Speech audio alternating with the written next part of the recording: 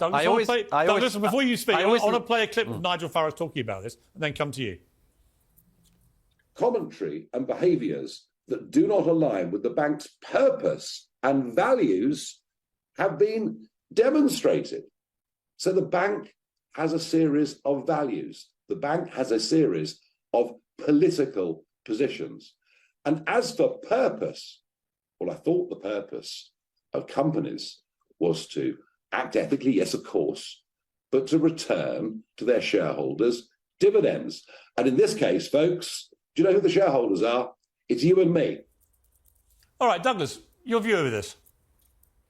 Well, first of all, it's always delicious when a socialist sets up a binary in the way that Grace just did. If there's something bad in capitalism, the only alternative is socialism. Of course it is. It always is for socialists, isn't it?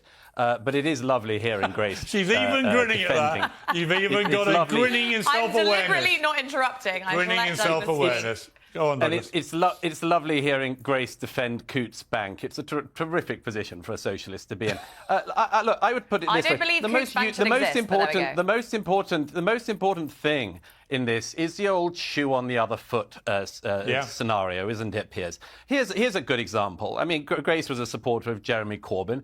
Jeremy Corbyn led a very racist period in the Labour Party's history, where female Jewish MPs were hounded out of the party, and the Equality and Human Rights Commission found that the Labour Party had a serious problem with racism. Now, here's the thing. I don't agree with anything that Jeremy Corbyn believes, probably no more than I agree with anything that Grace believes. But if Coutts Bank, I don't know if Mr Corbyn would bank with Coutts, but whoever he banked with, if they said that because of Mr Corbyn's association with racists and racism and terrorists and so on, he shouldn't be allowed to have a bank in the UK, I would defend him to the hilt. Because I know where this goes. The Canadian government, ultra-dippy Trudeau in Canada, has presided over a system in the last 18 months in which if you're an opponent of his government and actually come out and protest, as people did last year, you can get debanked. Just think about that again for a moment.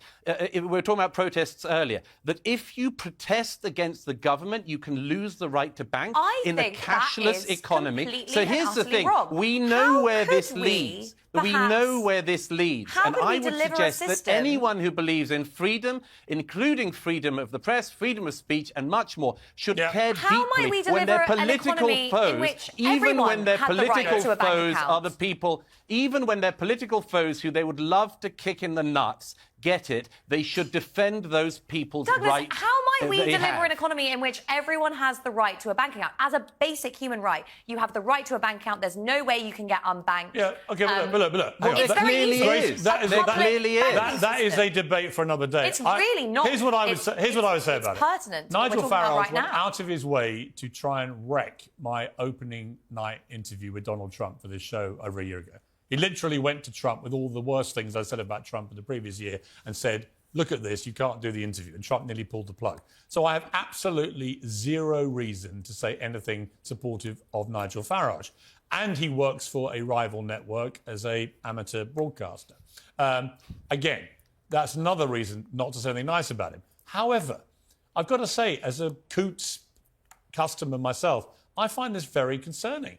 And I rang them today to ask. I rang them to ask to speak to them today, but they said they couldn't talk about it because by doing so they would be providing information about a client. I presume they mean Nigel Farage. But here's my point about it. I have what some people consider controversial views. I don't think they're controversial, but I have quite strong views about other things.